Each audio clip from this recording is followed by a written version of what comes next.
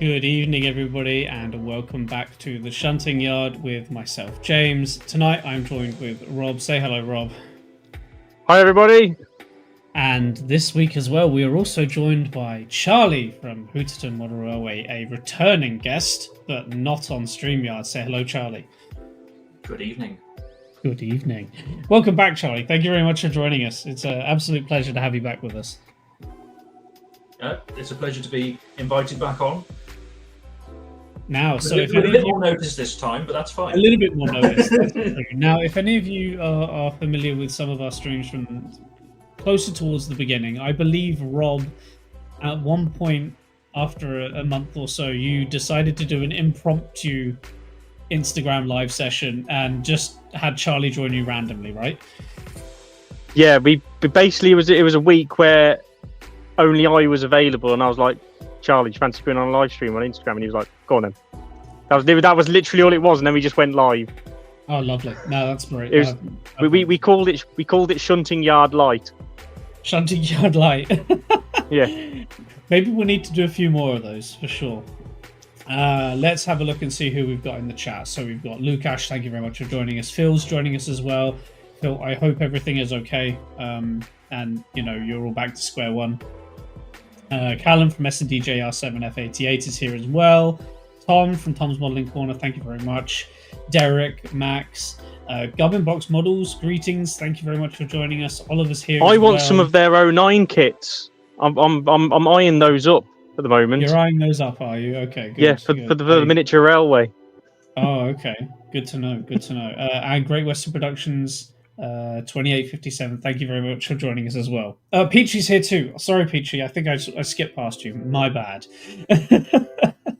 As you can tell, we're winging it completely this week. Absolutely winging it. Of course, best way to do it. I know, right? That's half of the fun. It's been a busy week. I can imagine Rob, you and I are in the same boat. Back to school. Back to work, back to school.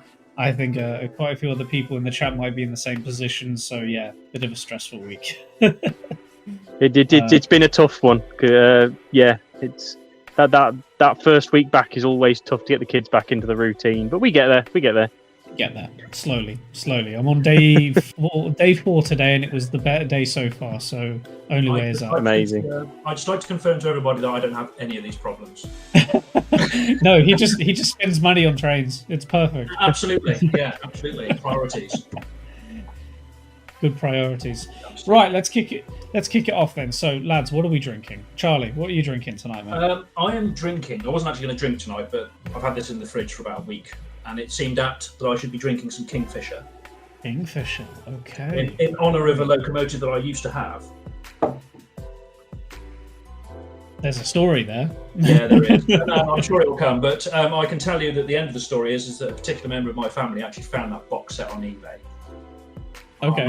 I'm not bitter about it at all. And she's got it, so yeah. Cow.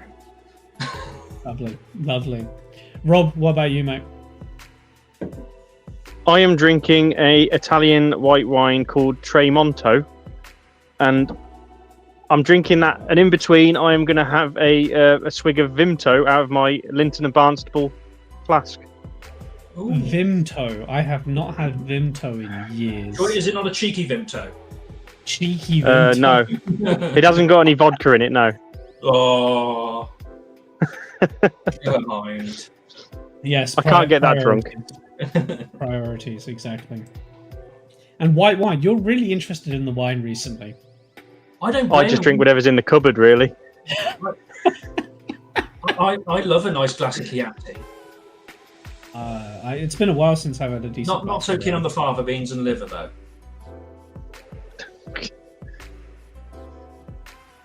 We're starting already, are we? Start as you mean to go on, gentlemen. Start as you mean to go on. Yes, of course. We always do. No, fantastic. I myself am drinking a Czech. I'm going to go with Czech beer, which is a Krušovice, which you probably look. Oh, look at that! It's a nice little can. If Jakub joins, or if Jakub was here, he can vouch for it as well. Zach, thank you very much for joining us, mate. Hello. Fantastic. So, What about modelling? What have you guys been up to this week? Um, Hold it up. What's that? It's naked and afraid. That is a Class 20, Couldn't soon to be tell. fitted with a HM 7000. Oh. I must say, I very much like the Class 20 sound file. So I can't wait to have that thing going around this layout. It's going to sound sick look, with the body on. It's going to be awesome. I was gonna say, you're just roaming around like a little. I mean, that just looks weird. Just looks. It does. It looks really small compared to the coaches as well. Max is asking, what is it going to be? It's going to be an Irish like mini Clayton. So it's going to be obviously have a cab in the middle and noses at each end. So it's just basically just narrow gauge Clayton. So, but it's going to sound like a Class 20, which is going to be awesome and far more reliable. Yes. Absolutely. After Watershed, Great Western Productions. After Watershed. Tom is currently repainting a wagon while listening to us. Tom, what wagon are you repainting? And let us know in the Discord what it is. Yeah, man. Or some pictures, should I say? Amazing, Charlie. What about you, mate? What have you been up to? Browsing internet sites, looking at Rapido 4400s, going, I want one, I need one. Because those that know, those that don't know, I'm sure we'll get to it later.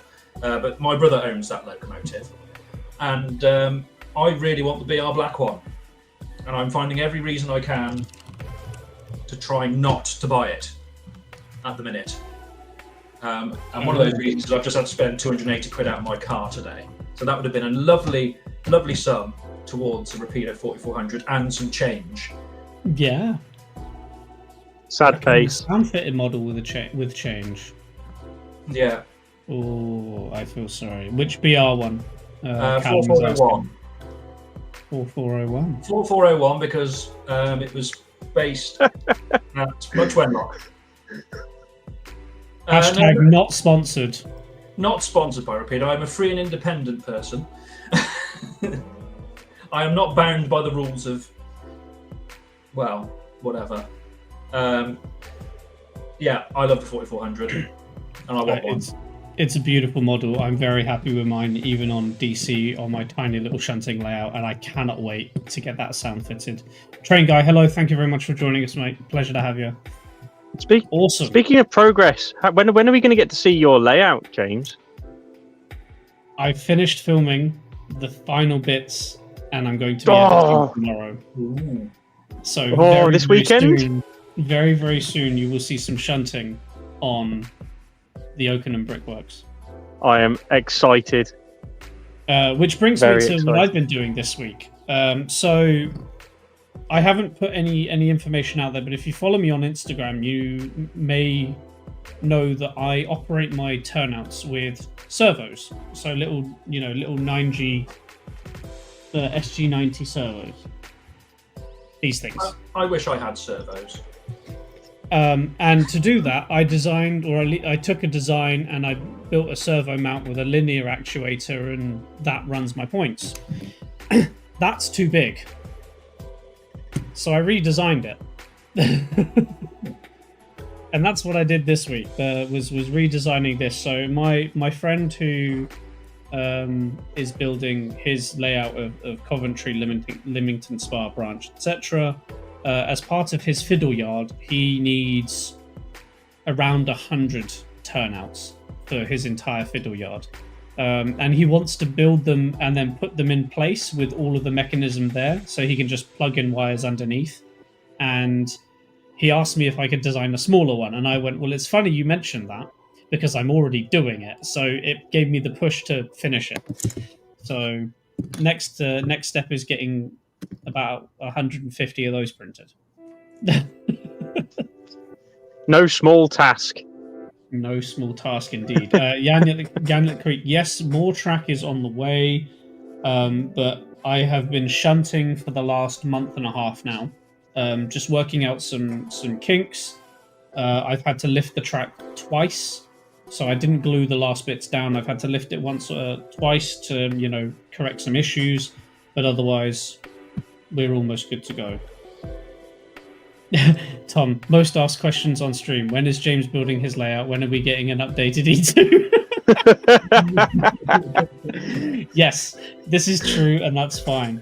Oh, Tom's doing a banana ban. Excellent, excellent, very much. Well, RJ, greetings from New York. Thank you very much for joining us, RJ. I hope your commute is good, or if you're listening in the office, don't be too obvious. Kinky Don't get in shunting. trouble. Nobody wants kinky shunting, Max. Right. There's plenty of rough shunts involved. Oh, don't. Come on. We've been in 11 minutes right now. Can we save the innuendos? Innuendo bingo. Innuendo bingo. Go for it. Get your bingo cards out, people, because it's time to do the news. The news. Marvellous. Rob's camera froze in shock then. It's frozen shock there. So, the first bit of news, we've actually got quite a few slides to get through, so we're going to try and get through this as quickly and sanely as possible. But if you've got any comments in the chat about things that have popped up, please let us know. So, yes, as James May said, good news, and he features in this week's news, but we'll get there. So, unfortunately, yeah, to the bane of my existence. James, what I sent you on Friday. No, RJ, it's not. I will bring that up later. I promise I'll bring that up later. It's hilarious. You're all going to love it. Hey, Ori, thank you very much for joining us. So, the Hornby Bullied's Tavern Coaches engineering samples have arrived, and I think they look fantastic. There was a bit of a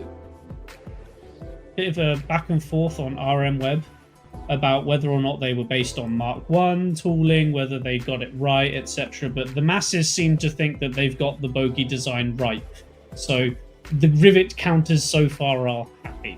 But I think they look fantastic. No, I don't believe that. No, they never. They have been at bay. They've been put at bay for now. Oh, yeah. Put in the corner. So yeah, they're available in Blood and Custard and Malachite Green. I believe it's Malachite Green. It might be Southern Green. I don't know. It's Southern. I don't care. You can get twin packs for $139.99 recommended retail price. Usual discounts apply at your retailers. Speaking They'd of look great in James chocolate May, and cream, wouldn't they? They would do if they were, that design. So speaking of James May, you can now get an exclusive triple pack of the James May gin tank wagons, which I really have to stop myself from getting. Don't do it. I'm not going to. Don't. I will not complain if somebody gets it for me, but I'm not going to spend my money on it, given I know what tooling it's going to be from. Anyway, you can now get the grey London Drizzle, American Mustard, and I can't remember what the orange one is. That's getting annoying now. I'm turning that off. Genuinely, I think if they actually, as Great Western Productions has put, if they put some gin in there with it, I reckon that would fly off the shelves. Absolutely. Well, you don't get gin. But you get 10% off a bottle of gin, which is like Woo! £3. Postage. I don't know. As you can see, I'm overwhelmed at these wagons. They're absolutely awful. Yeah. I've heard they're really free rolling. As a gin enjoyer, the pack is tempting, although nowhere to run it. So, this actually quite grinds my gears, because they released the last one as a limited run, and then did a second run of the limited run because they were so popular, and then have now decided that it's going to have another set of 3 as a limited run. I think these will be back. Well, I mean, I think we'll see this. They could carry on. We'll get more later. You can get yourself quite a lot of gin and probably enjoy that a lot more than you will those wagons. Yeah. There you are. So there you are. They're $74.99 for a triple pack, only available at Rares of Sheffield, get your things in now. Have I missed any comments? Everybody leaving the chat now, going to Rails of Sheffield. Everybody's disappearing. Yes, RJ, I know I had one job and I screwed it. I will get there, I promise. At some point, Rob and Charlie will be talking about something and I will quickly get it and I will put it on the screen, all right? Does that work? Does it wheel slip? Yes, it probably does. It's limited run until the 4th, exactly, yes. So, speaking of Saint, which I believe... Who mentioned the Saint? Somebody mentioned the Saint. Anyway, so... There was an email sent out about some engineering samples of the Saint being released. And I saw these, and I had a quick conversation with Dan. And he pointed out that these are the same images that they've already shown us in February. Before February. Well played, Hornby. I remember so, these. You know, they're early engineering samples, which, I mean, they still look great. They've got, obviously, it's got a die-cast chassis, die-cast chassis for the tender.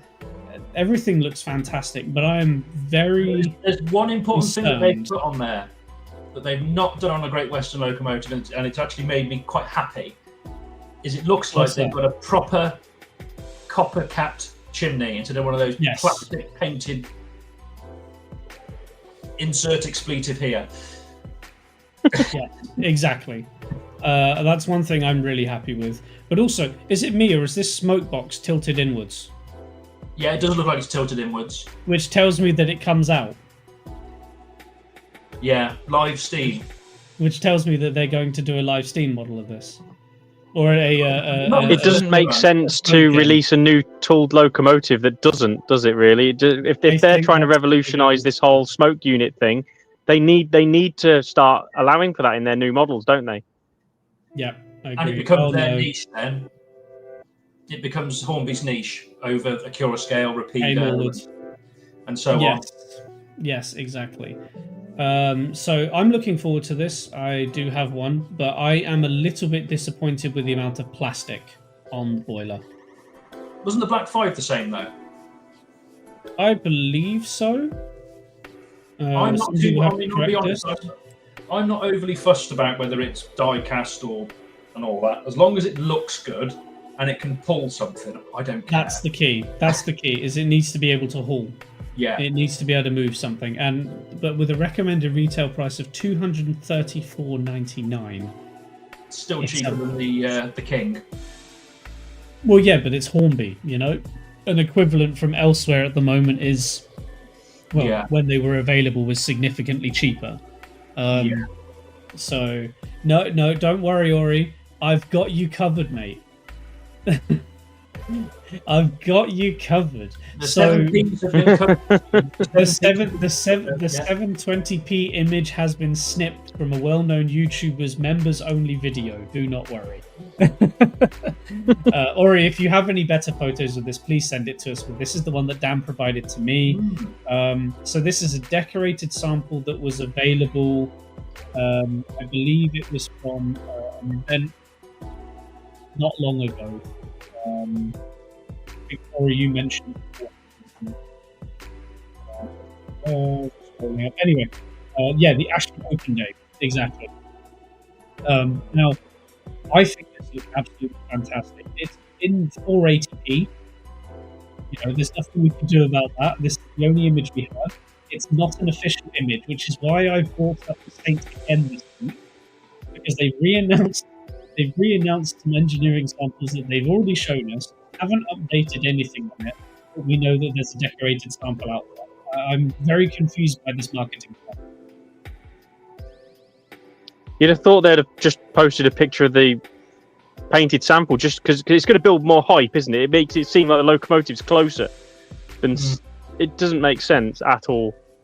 Is my mic going? There you are. I'll move forward. Hello, Aaron. It's all right now. Yeah. So Train Guy, I think it's just the lighting. On this, does look like it. The shoddy imaging. If it's anything like the green that they have applied to the recent King class, it'll be really good in person. Yeah. So I'm really looking forward to this. I have Lord Palmer on order. That may change depending on when they announce the steam generator model. But Charlie, I really like the hope look of you've got this. Lady of Legend. No, we've gone for something different. Really? Yes, local with a local connection as well. Okay. That's fair. Ooh. Interesting. So there you are. There's the Saint. We've already discussed it beforehand. I'm really looking forward to this. Any other thoughts on this, guys? Me too. My brother's pre-ordered it. He's pre-ordered Lord Palmer as well, and it's going to get renamed and renumbered. I was thinking exactly the same thing. But just I will keep the. Actually, for me, it wasn't going to be renumbered. It's just going to be renamed. Is that because of the smoke box number? The buffer bean number. Beg your pardon. No, because the Lord Palmer was only named Lord Palmer in 1934, I believe, and before that it was Sir Ernest Palmer. Oh. So it was the same number, just a different name. Sounds like the kind of man that would wear a monocle. Oh yeah, it's 100%. Absolutely. Absolutely. Oh, a little packet. So this for me was a highlight. So there we are. So Hornby have announced another W4 packet called Jaffa, which I think is cute as frick. I'm hungry. Yeah, Max, I'm the same. Honestly, I'm the same. Is it a biscuit or is it a cake? It's a cake. They've confirmed it. So yeah, so we've got this. It's another W4 packet. Hornby's ready to run DCC only price is $134.99. Bear in mind the existing W4 packets are available at the retailers for significantly cheaper. So you're paying for a new livery, same mechanism, more. And no I'll leave it stay at alive. that. No Well, stay. yeah. So this is DCC ready. There's no stay alive. There's no sound. There's no provisions for it anyway. So yeah, that's your choice. I love this. If they come down in price eventually, I will probably get one because I do want all of the packets. They are absolutely lovely locomotives. Agreed. 100%. They're lovely little locos. Just don't run them on set track.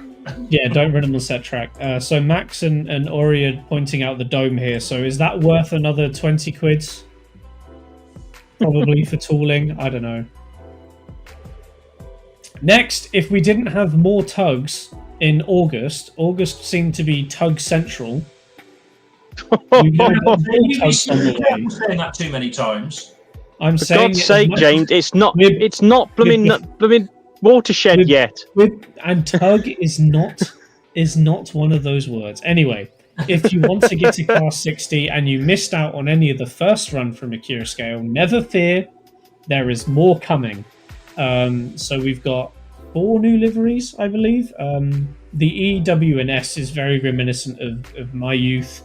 I remember seeing these with this livery very early on. I'm very interested in this DB Schenker Puma livery. It's interesting to see the logo of a sports brand on a locomotive, for sure. So yeah, it's another class 60. Everybody has their preferences. This is the Akira Scales model. You can get them for $169.96 or $269.95 sound fitted. We all love a good tug. Who doesn't love a tug, eh? Hellion gave us some livery artworks for the 86-2 electric locomotives, and I saw this Virgin Trains and thought to myself, oh no, rabbit hole. Because I really like the Virgin Trains livery. That is our childhood. Yes. Yeah.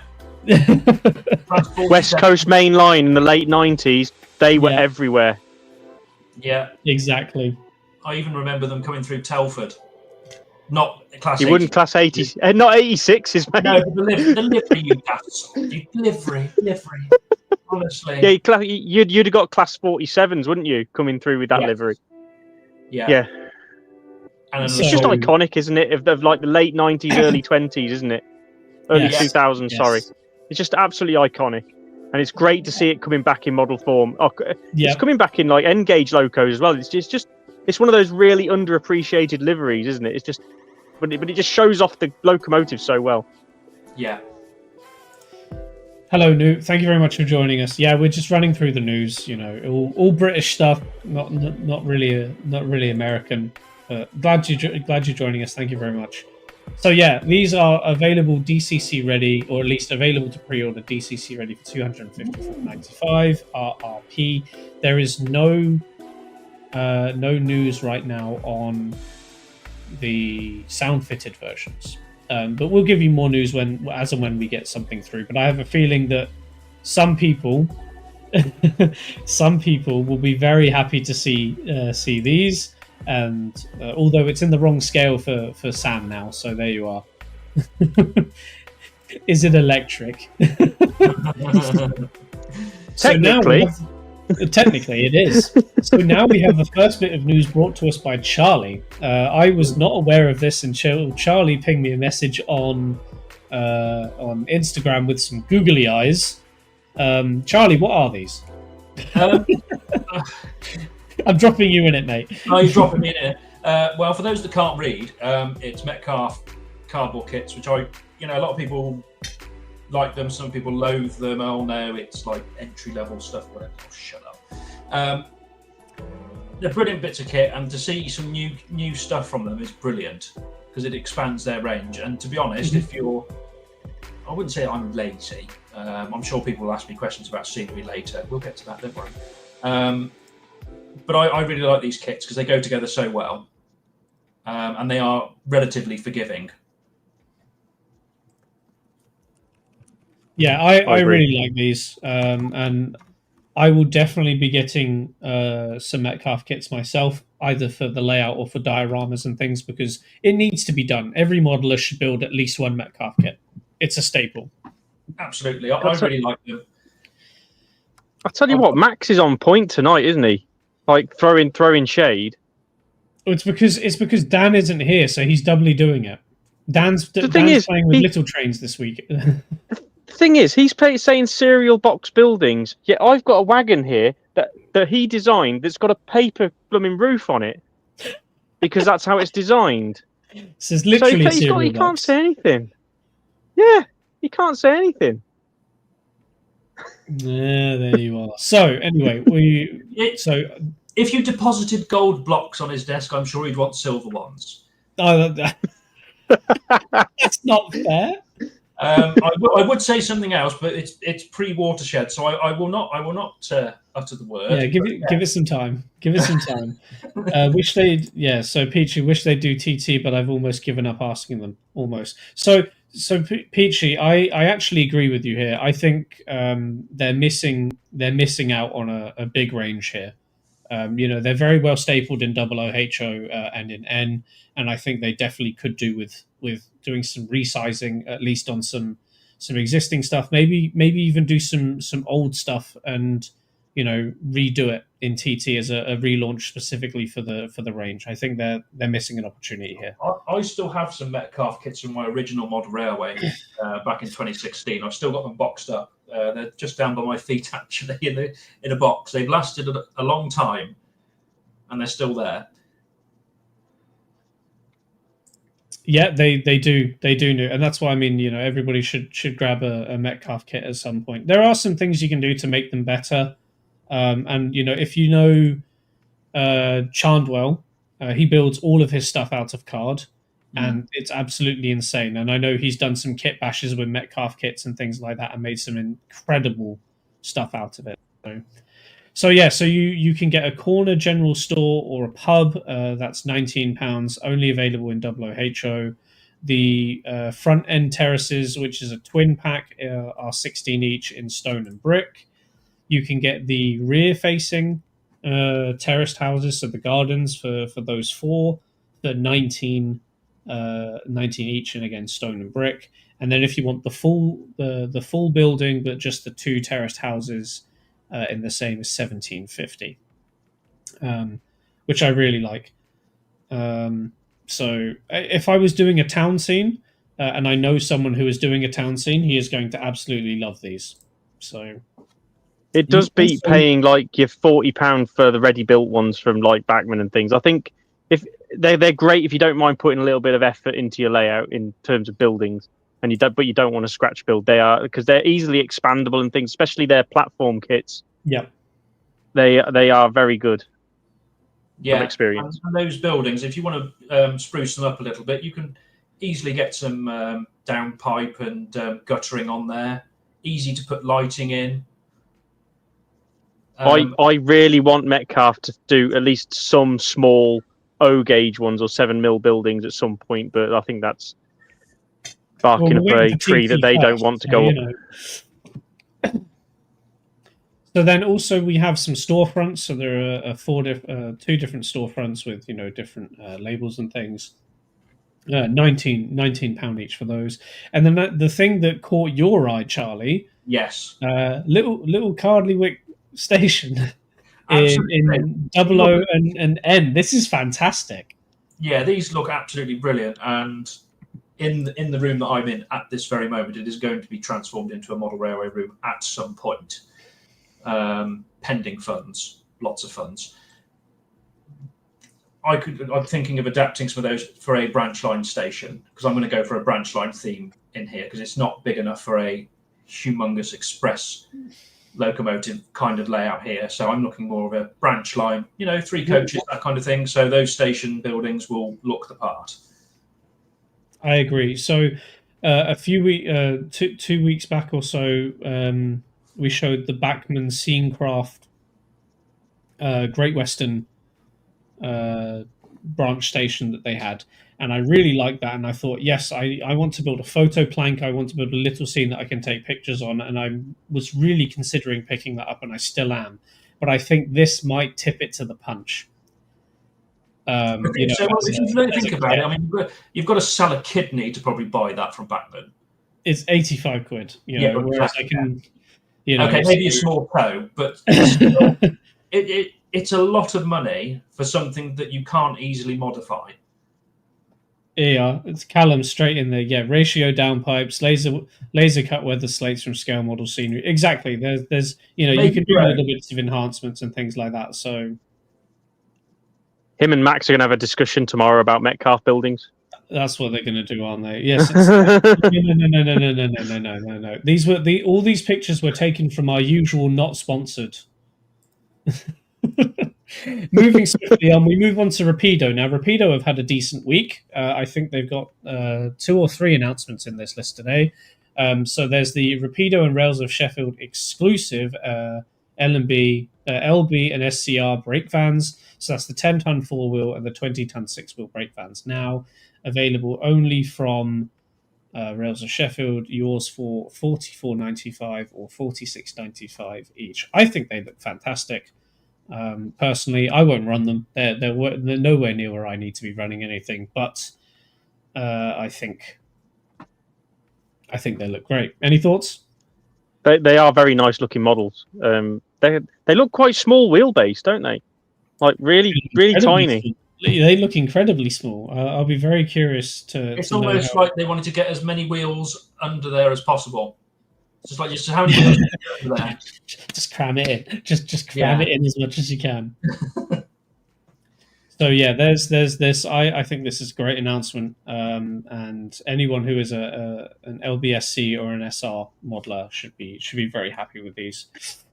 Moving on, we've got more brake vans. So the Rapido LNWR Crystal Palace brake van samples have arrived, and I think these look fantastic. Look at these. The turn buffers, all of this handrail detail on the one on the left-hand side. It looks absolutely amazing. And if they turn out anything like the Toad, you're in for an absolute treat. Absolutely. I've got a Rapido Toad brake van. They're brilliant. They're absolutely fantastic. So there you are. So you can grab these for $46.95 RRP. Usual thingies apply. Interesting oddball brake van. Makes me wonder if Dan suggested the LBC ones. You'll have to ask him, because we don't divulge that information on the stream.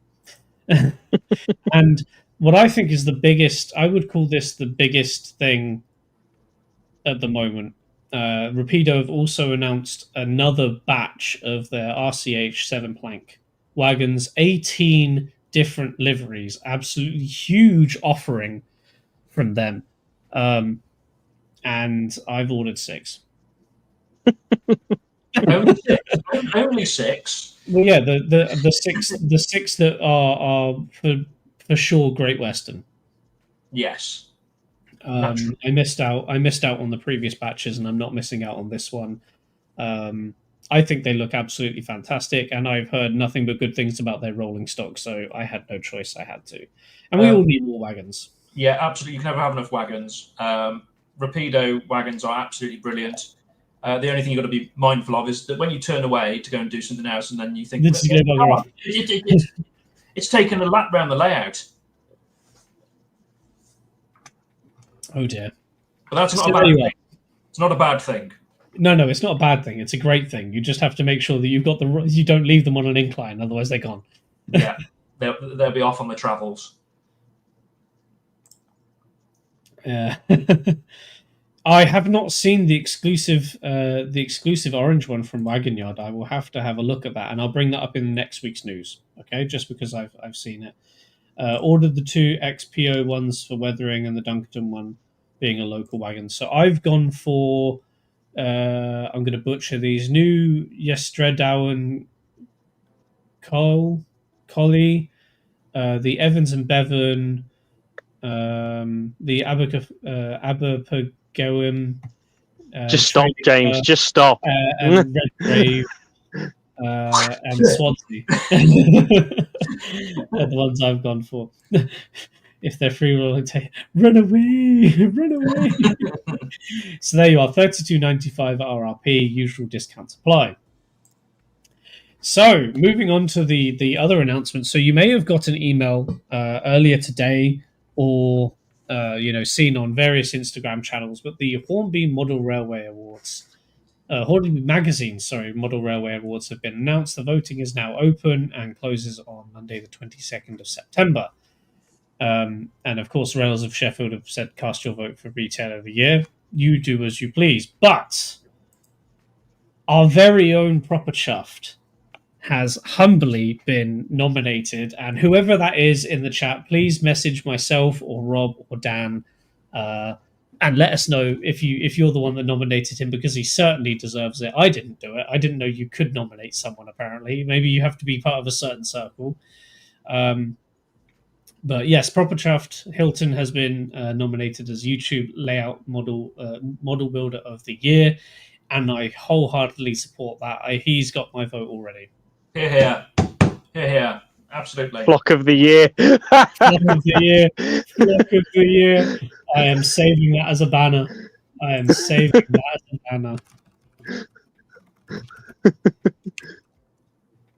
Amazing. Yeah, Flock of the Year. Top of the flocks,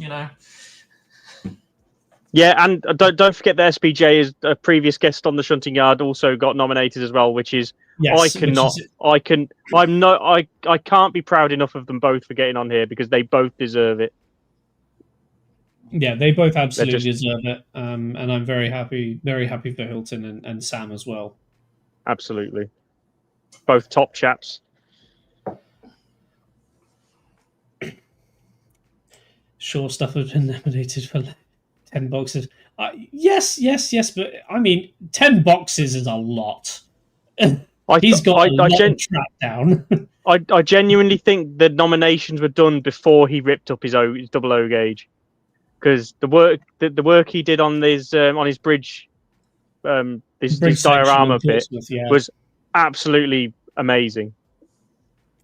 Vote Pedro. So there you are. Yes, so Hilton has been nominated. Tom, I stole the meme. This is where I stole the meme for. I hope you're okay with it. I think it's brilliant. So, moving on to today's topic. Well, it's not really a topic. Rob and I were having a discussion, and we needed a conversation filler because we had a week or so that we honestly had no ideas. We knew it was the first week back at school for us, and it was going to be a hectic week, and we wanted something nice and laid back to discuss. So we're going back to something we've already discussed about. When is enough enough? with Charlie. Now, if you know Charlie, he's very, very famous for having his guess the locomotive, which 9 times out of 10 I don't even attempt. Jakob, what the hell is that? You will have to follow Charlie on Instagram to understand this. Yeah, it's an exclusive to people that only follow the stories on Instagram. Yeah, we're not going to explain it. If you know, you know. Yeah. So moving swiftly on. And if you don't, go and sub. Like and subscribe. Before we get any further, yes. So today we want to talk about a little bit about collections, and we want to talk specifically to Charlie about collections because he has a significant collection of locomotives of varying degrees. And we wanted to get some thoughts and feedback from him, but we're also going to extend some questions to you guys, and we're going to answer them together. Basically, just spend the next 45 minutes or so just having a conversation between us, and just trying to enjoy ourselves while drinking more beer. Sound good? 100%. So, Charlie, Sounds I'm going to amazing. get rid of this. I'm going to get rid of this screen here. Yeah. Introduce yourself to us, my friend. Where did you come from? Where do you go? Do you know someone called Cotton Eye Joe? Well, I'm from Shropshire, so probably. So I was born and raised in Shropshire, in a lovely little town which some people might know called Much Wenlock. Not far. Never heard of her. Never heard of it. He says no. Foreign interloper. Always had quite an interest in railways growing up, and part of that, I think, and I'm quite happy to share this because some people probably wouldn't be. When my parents were together, they were practicing Jehovah's Witnesses, and they've long since, I don't know what you call it, excommunicado, whatever you want to call it. And the good thing about that is that every Thursday evening, Sunday, we'd have to go to the Kingdom Hall, and if people know the Severn Valley Railway, they know that right outside Bridgnorth Station is the Kingdom Hall, which is the optimum spot for seeing trains enter, leave, run round, shunting, all at Bridgnorth Station. It is the pinnacle place to go, and the best thing about it is that no other spotters can get in there.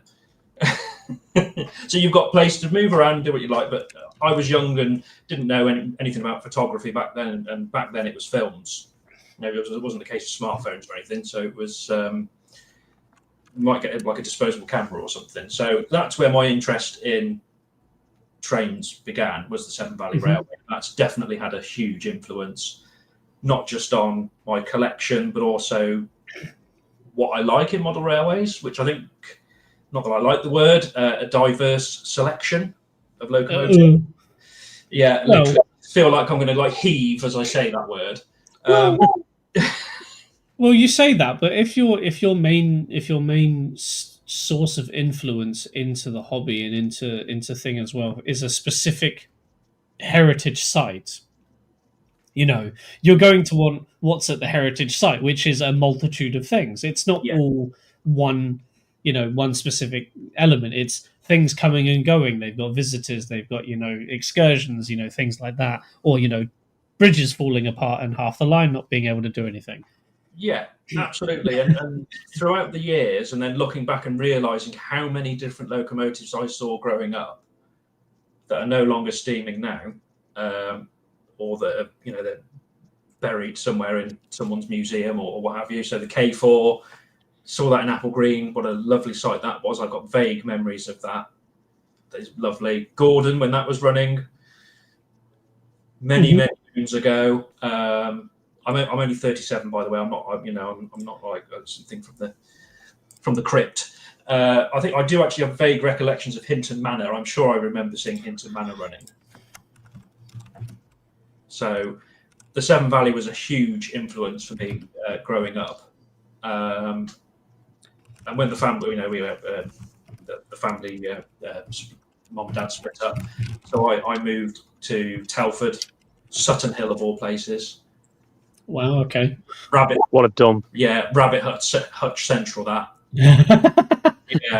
And I had a little model railway there, and I remember having which is why I was quite like to see the Virgin livery. I actually had the Virgin HST set, the Hornby train set. I had that. I also had Spirits of the North, which is a twin train set, which had a Pacer unit and a Class 47, which was called Pride of Shrewsbury.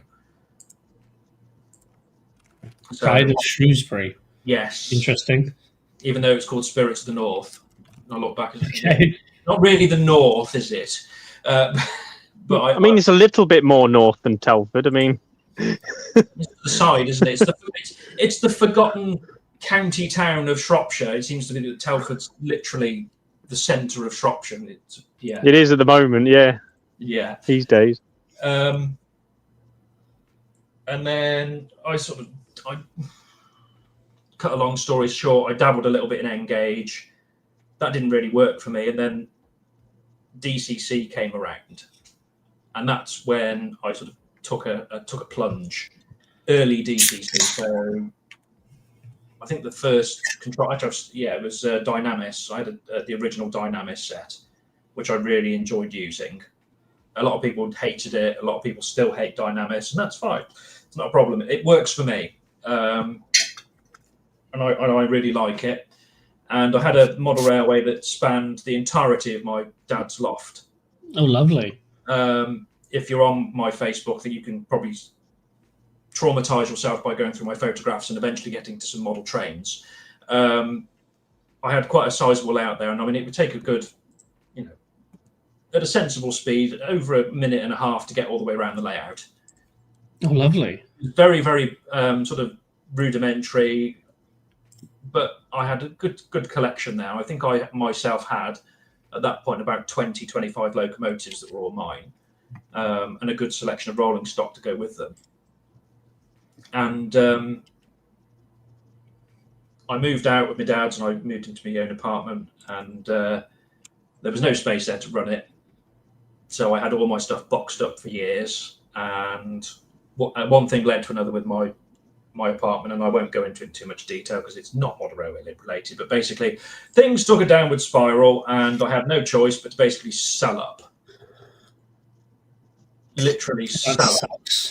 And it wasn't just model railways, it was my baby grand piano. I play the piano as well, and I absolutely love the piano. And I had a lovely baby grand piano, and I had to sell both that and pretty much the only train I had left from that collection, my BR Green 5600. Everything else had to be sold.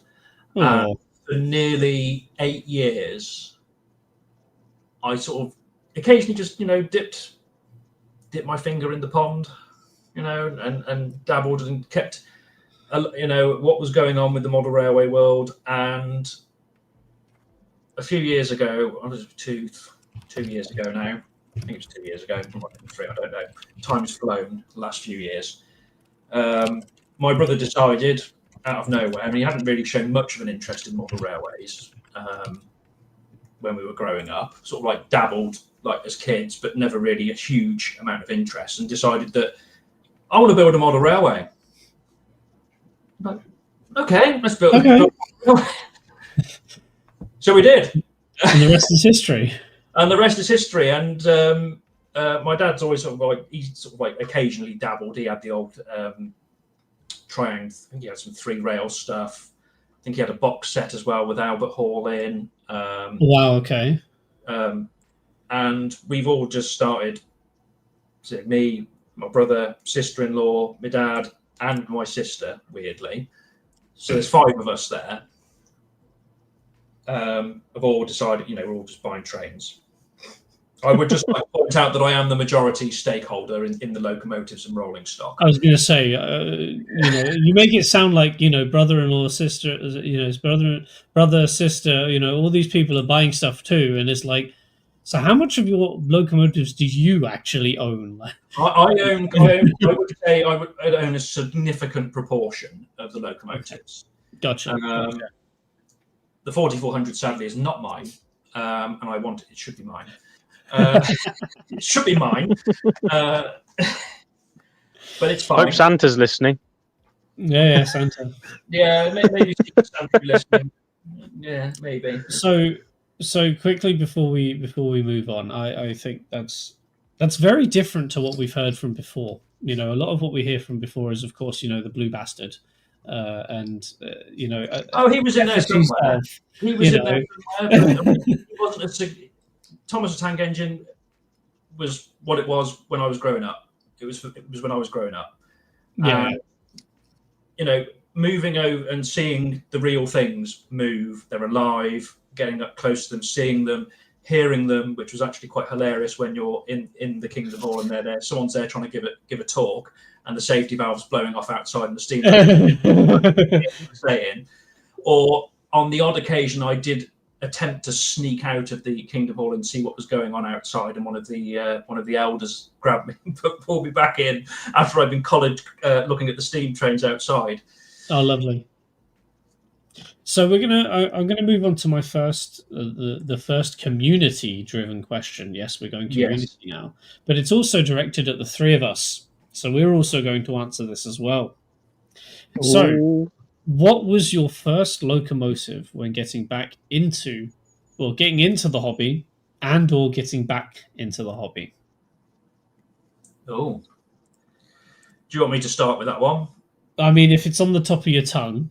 Yeah. So the first locomotive that I got that got me back into model railways in this latest bout, I would say, was I took a trip down with my brother to Bristol Mod Railway Exhibition, and I was there looking around. Really liked so many locomotives, and I ended up buying the locomotion models 94 100. Fantastic. And And what about you, Rob? Oh no, sorry, carry on, Charlie. Carry on. No, that was it pretty much. It was it had to be Great Western. Yes, It just had to be Great Western. it has to be. Go on then, Rob. What about you? Are we talking like if when we had our last big break where we weren't interested in railways and we came back to it? So a large. I'm talking a large majority of people in the hobby have the similar story. You have your childhood layout that you have, Yeah. and then you have a break for multiple reasons, and then you get some expendable income as an adult, and you go straight back to it.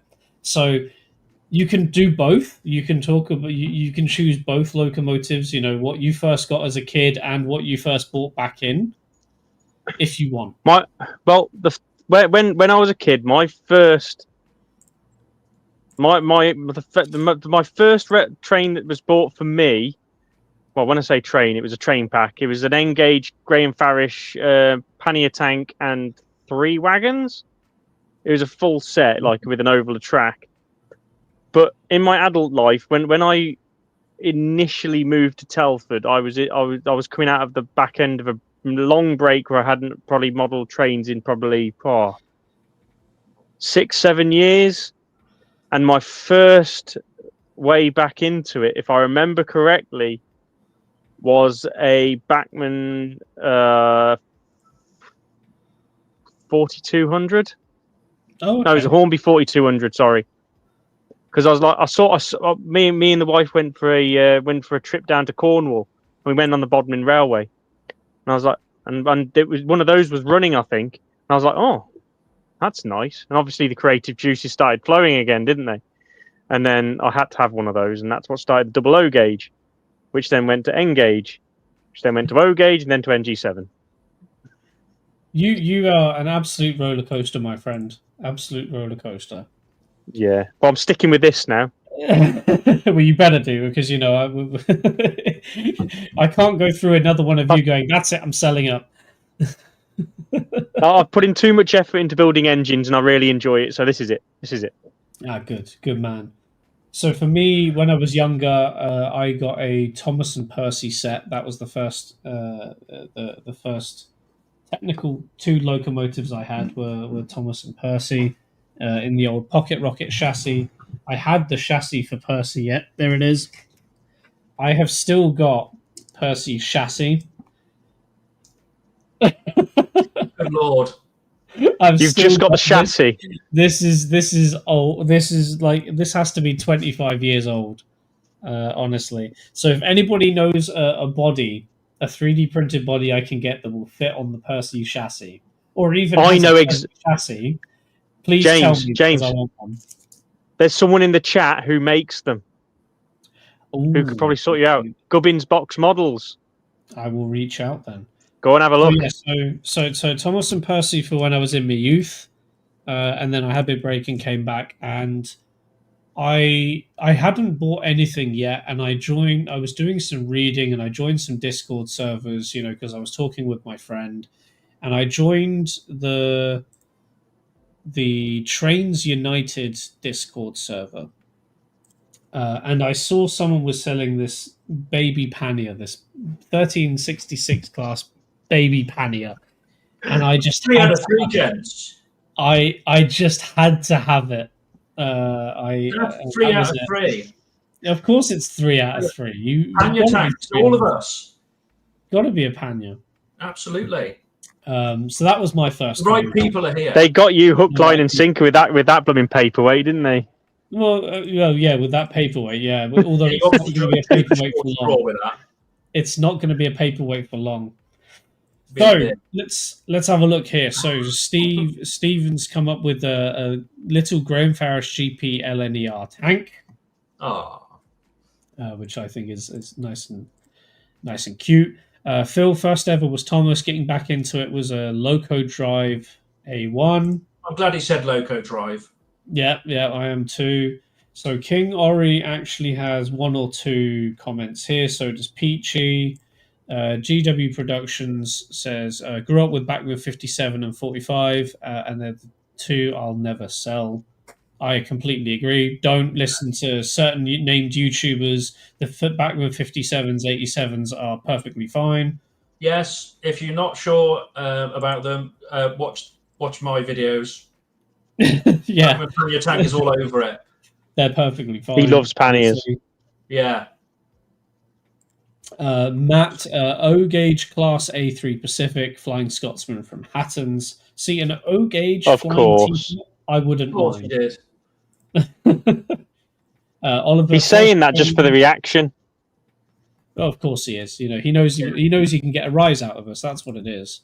There's no rise, I'm afraid. Best he can hope for is a 3.5-inch floppy. Oi. You've got 2 minutes, mate. Come on. First Loco. I think that was okay. First Loco I bought was Thomas. First Loco I bought, which really got me back, was the Bachmann Iver 4MT, and then a Hornby Castle the X Airfix tooling. Ooh, okay. Oh, nasty. That's my condolences. Right, so starting off with Ori. So Ori originally said a Scotsman was my first Loco, I'm afraid. Where's that he then comes back and says, technically 56011 is probably my first Loco on its own. The Scott was a train pack. We'll accept the Scott because it's a train pack. If it was on its own, I might have to give you that, take that away as a technicality. And 56011 is a Hornby Pug, not a Class 56. I mean, you cannot not have a Hornby Pug. I will get one of the older toolings as well as the upcoming ECT ones. And Peachy, surprisingly, Hornby Great Western Pannier with brilliant. 4 of a kind. Good lad. Yeah, that's what he wants. And then it's 5 of a kind actually, because Alex from Great Western Productions, he said about Pannier Tank as well. He said a Pannier Tank as well. Yeah. Of course he did. Good to see we're out in force here. Guinness 08, 2 German freelancers 01. Great Western guy, thank you very much for joining us, mate. Absolute pleasure. Hornby. There we go. Okay, cool. Sorry, I'm trying to get through all the live comments while looking at the old ones. So so then after that 57, he then ordered everything possible in TT to 120, and the first thing to turn up was Blink Bonnie A1. Brilliant. Aaron, Apple Green A1, post-war peppercorn. Oh, nice. Could be worse. Yantlet Creek was 33,202 from Hatton's. Conversion makes me want to check. Yeah, please check. Let us know. Newt, for variety, my first as a kid was a Santa Fe Super Chief in HO. No clue what I had happened. one of them. Getting back into into set. Did you? Yeah, my mom brought me one back from America. Oh wow! Okay. Yeah, we had to get we had to use a different controller because the one that came with it was obviously 120 volt, so it wouldn't work over here. Yeah. But I think I still have that locomotive somewhere, buried in a box. I think it still works, and it actually had a light inside as well. Oh right. Okay. Interesting. I would be definitely interested to see that. If you have any pictures of your youth with that, I would be very interested to see Probably not. that. Your mic is gone weird again. Has it gone weird again? It might be because I'm leaning back. I get too relaxed and I lean sounds back. like a really old game of Doom. Do I? I don't know what it is this week. I tried sorting it out and it's just decided it's going to fumble on me again, so I'm just dealing with it. So getting back, O-Gauge, ready to run set with a pen. I'm guessing that's Pen Central. 080 switcher for around the tree. Got to have a tree layout. That's now a staple for us every year as well. So I get that. The Guinness 08 Classic for Tom. Lukash, 2 German freelance start set locomotives by Pico, a tank engine and a tender. Still have the tender, traded the tank engine for something else. See, we all have our regrets. I'm glad I still have one half of my first bit. Callum, Hornby Class 101 in brown name Sentinel. I like that. That's good. If you want a reaction, I have a live steam Flying Scotsman. Yeah, but was it your first back into the hobby, or are you just trying to get a rise out of us? I think he's just showing off now. It's not going to happen. You're not going to get a rise out of us. Sorry. No, we're above the Flying Scotsman, you see. Johnny, yeah, we're in the castle above the Flying Scotsman. Exactly. guys, we're past Watershed. We can all say in unison, "Fuck Scotsman." No thanks. I'd rather not. I'm good. No. Johnny, the first. Carry on. I'm sure a few people may have heard me talk about the Flying Scotsman. I mean, I personally don't have a problem with it, but I do have a problem with people saying, "Oh, have you ever had a Flying Scotsman?" Once, and I was traumatized as a child. And that was it. Yeah. Yeah, traumatized as a child because of it. I was told I could have a Flying Scotsman and the 3 teak coaches to go with it, but I'd have to wait for the teak coaches because I think it was £70 for the Scotsman. Yep. I think it was about £70, and that was unboxed as well. It's bloody expensive. But I was excited, over the moon, ready to go, and then I put it on my layout, and then I realised that it's tender drive. Okay. And I was only, I think, about 8 or 9, and I was just absolutely gutted that this humongous locomotive that I was really looking forward to buy was tender drive. Okay. You two have heard me say this before. That is like having a radio-controlled tractor with a trailer, and the trailer does the power. Yeah. It's just I've got a 28. I've got a Hornby 2800 in a box over there that's tender drive. And I've got what's one the up point? here. I've got one up there, and I completely agree. I just couldn't deal with it as a kid. It's just like this great big locomotive, and all I needed to run it was just the tender. Yeah. Like you ruined it, dashed, crushed. Done. Johnny, Hornby XN North British J83 in LMER Line Green way back in 95-96. More recent J36s of 2019 probably signaled my big dive into modelling. Mm-hmm. And a glorious journey that has been. They are nice choices of Eastern Region locos, to be fair. Gubbin box models inherited an Airfix Royal Scot. Technically, it was the 4-wheel Thomas. Matt's Maritime. If we want to live and exclusive, my first G-scale locomotive arrived today with a loop of track, and that's a Bachmann Mogul Santa Fe USA locomotive. Ooh, Listen, okay. Matt, you collect in many scales, mate. You collect in more scales than I do. So you get new locos for new scales almost weekly now.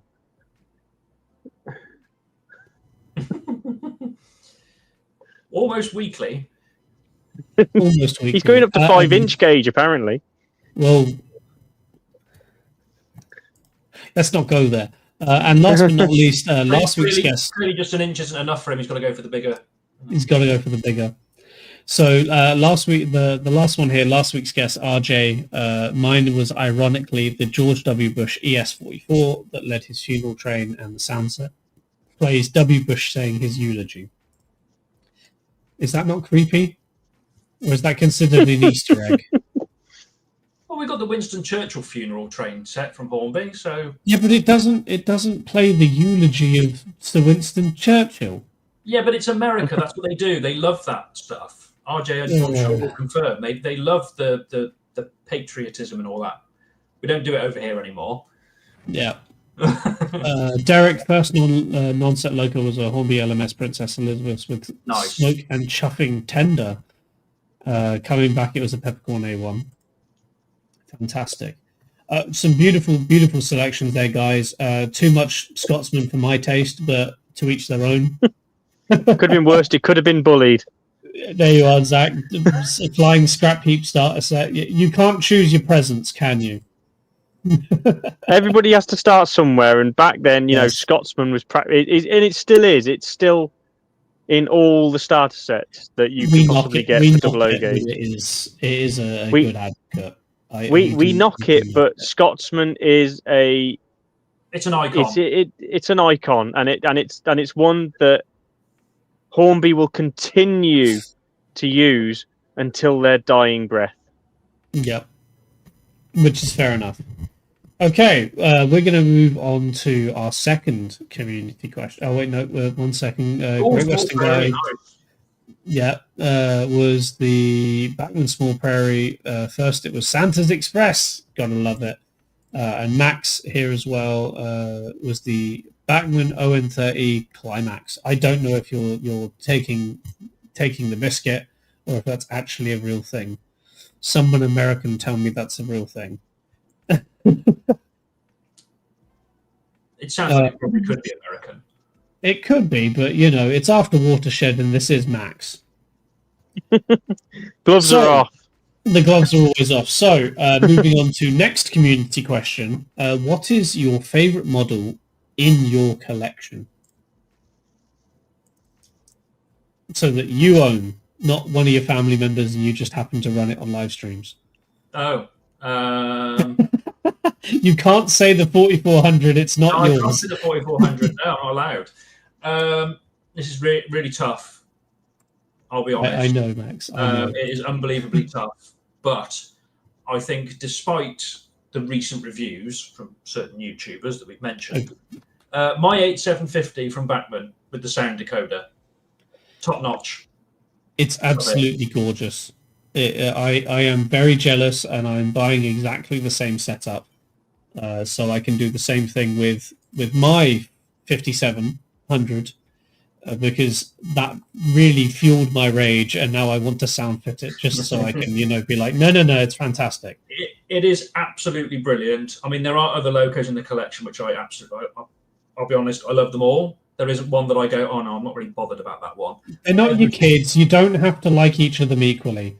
No, I do, because it's one of those things that when I lost my model railway, and I had to sell absolutely everything. Every single one of those models is not only one that I've managed to get a hold of again, which is very, very lucky, and so I'm sure we'll discuss some of them as we go through. Mm-hmm. But then the 8750, it's not only because I really enjoy running it, it's because before Bachmann announced that they were going to do a 9600, absolute bastards. Absolute bastards. I'd actually gone through the trouble of getting Railtech transfers, which I think is they're a brilliant service. and I renumbered it to 9600 and got the shed code plate, etc. And then I opted to sound fit it as well. And I knew when I bought it that there were those teething issues with it at slow speeds. And I did a little bit of tinkering and I managed to get it so it can do what it's designed to do, which is shunt, light goods work, passengers. If you've seen me on the YouTube videos or you've seen on Instagram, it runs perfectly. It runs as well as it needs to do what it needs to do. And I'm over the moon with it. But if it wasn't for the sound, I don't think I would like it as much. That sound file from Roads and Rails with the speaker, it's just brilliant. It captures the locomotive perfectly, I think. Okay. I think sound adds another dimension to a locomotive, though. 100%. Oh yeah, for sure it does. And we will be doing a dedicated stream with a guest on sound in the coming weeks. So keep an eye out for that. Rob, booked in. Is this an obvious answer, or are you going to throw a curveball at us? Hang on. It's hard to pick a favourite between these two. Pick the one that works. Is it your ex?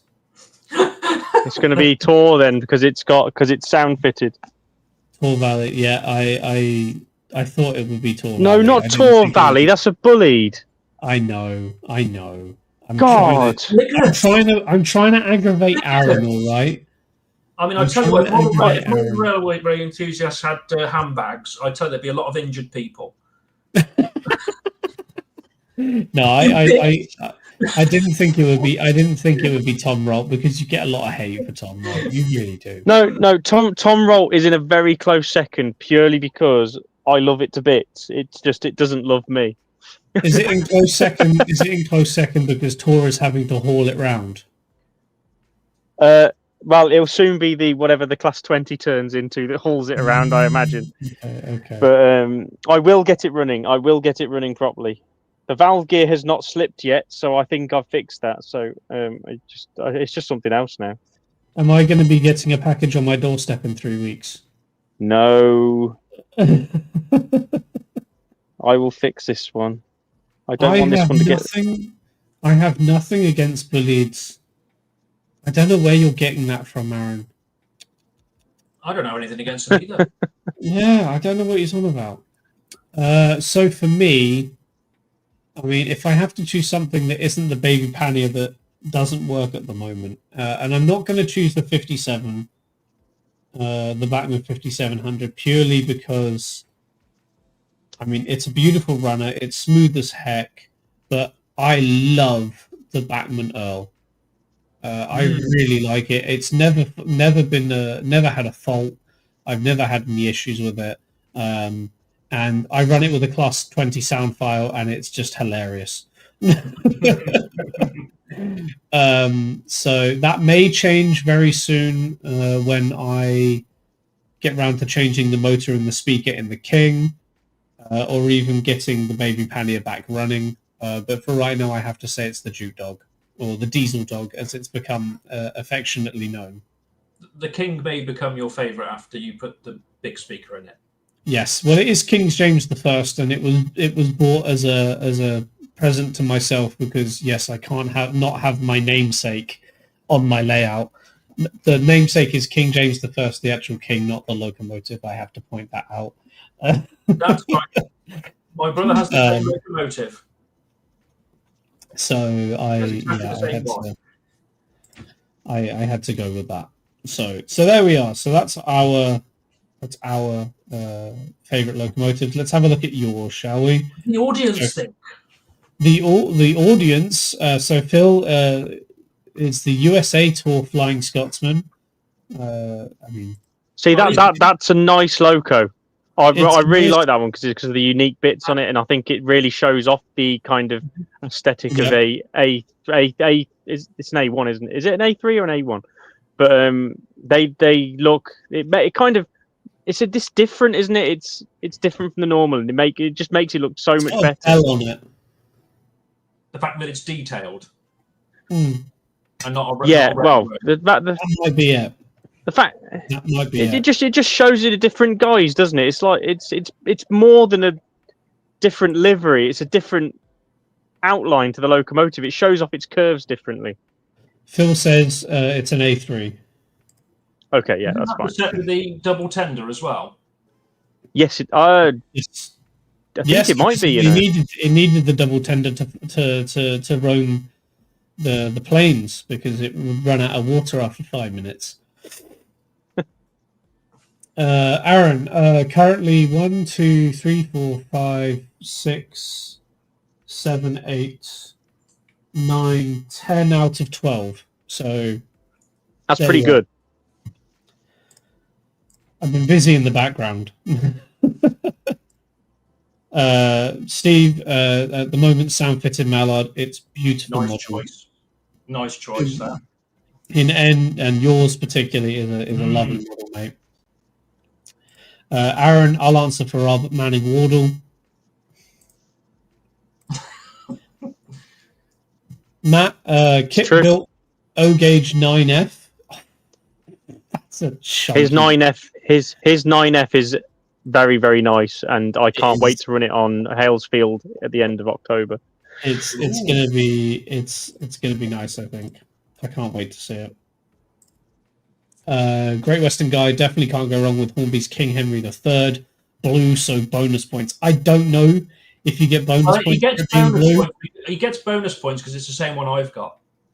Okay. Yeah, he can have that. We'll let you off. Ori, if I had to pick one at the moment, Hornby 4MT 75005, Smooth Runner and Strong 2. Yeah, so I like the Hornby 4MT. Just not the weathered one. Zach, Hornby tribute to the first engine I fired. Haven't received her yet, but I will at the Swanage Gala off a bloke that renumbered her. Fantastic. I'm looking forward to seeing that. Let us know in the Discord. Derek, kit bashed A3 Papyrus with blinkers. For once, I did a good job with that one. The one that should have been preserved. Aaron, from my collection, 00 would be the 00 Sir Nigel. Love the A4s, and in 009, my favourite is the. I wish they'd have done that in BR Blue. The 00 Sir Nigel. Yeah. I'm still waiting for a 00 Castle. They won't do well. They need to retool it first. I think. Yeah, that's my point.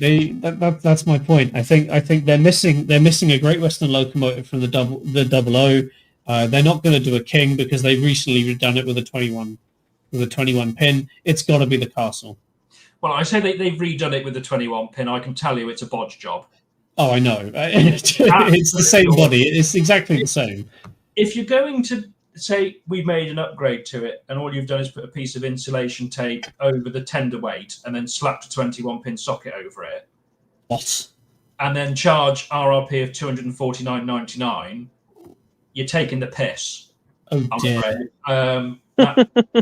Despite the fact that I loved the King, and not the first one I had. The first one, you two both know about the problems I had with it. Yeah. But the fact that they increased the price to 250 quid, and then you look at the Saint in comparison to that, and it's like you can't charge 250 quid for basically sticking a piece of insulation tape. Yes, you've improved the paint job massively. It doesn't look jaundiced anymore. But it just really aggravated me that they'd gone to the hassle of putting a 21 pin socket and then literally half-arsedly put it in. Really poor, I'm afraid. That's my honest opinion on that one. I completely agree. And I know your pain, mate. I do know your pain. Oliver, thank you very much, mate. I'll check that out later and I might show it at the end. We'll see. Let's go on. So Lukash, probably a PT1 by Brauer. Sadly in German condition in World War II. Probably going to send it for PKP conversion at some point. Yeah, please add the photo, mate. Really would appreciate seeing that. Train guy either 2 number 41313 or the 4MT 7507027. I did have a Bachmann IVAT 2MT once with a split chassis one before digital. I really liked it. I really liked it. Okay, good to know. GW Productions. Favorite varies on the week.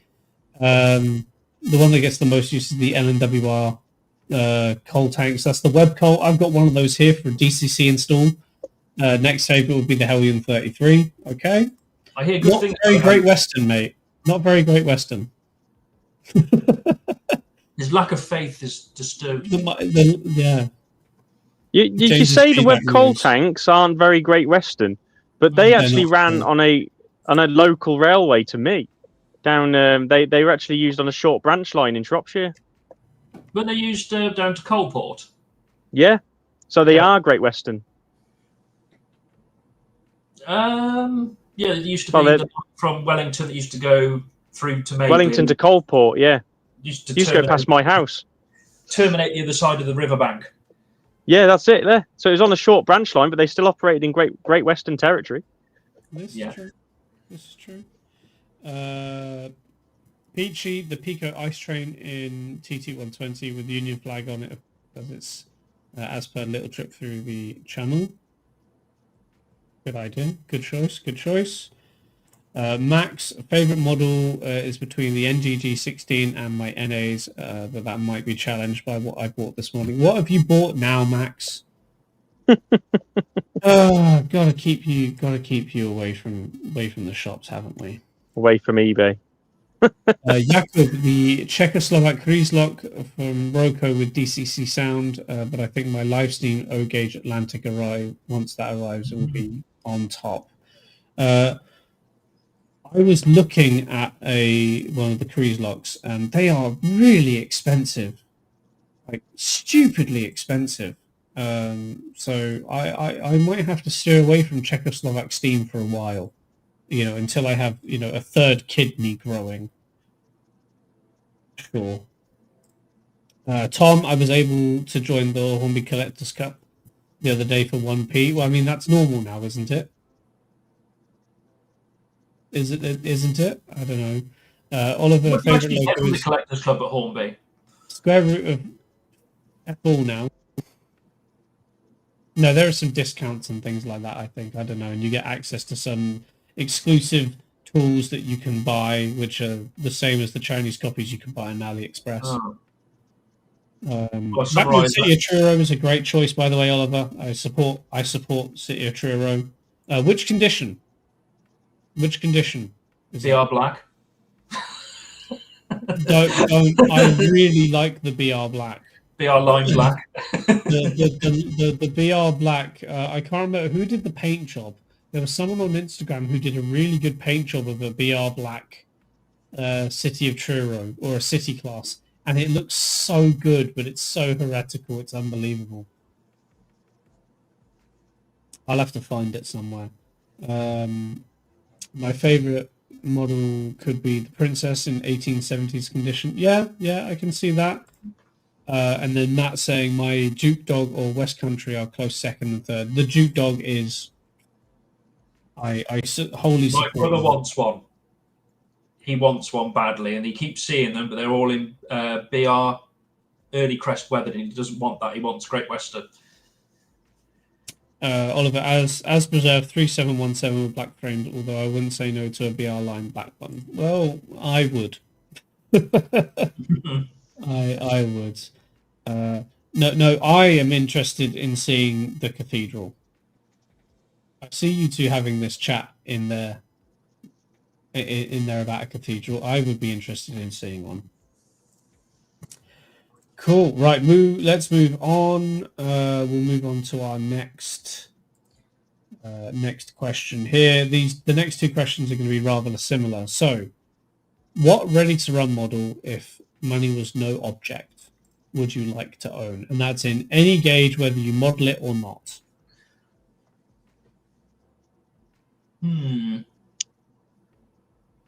Rob, you can go first. Right now, I want a Linton and Barnstable Baldwin. Okay. That's what I would go straight off the bat for. NG15 is a very close second, but I'd love a Baldwin for this to go on this layout. It'd suit what I'm trying to do perfectly.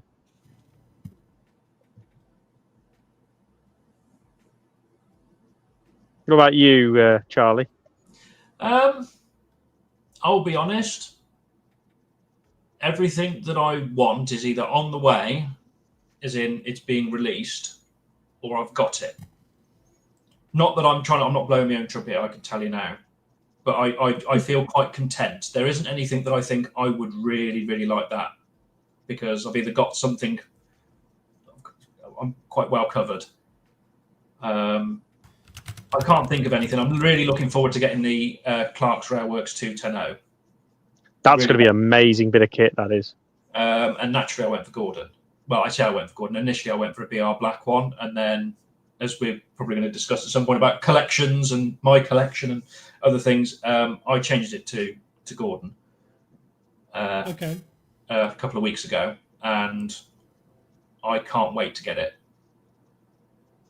Okay. Max, please send pictures. Yeah, please send pictures. Okay.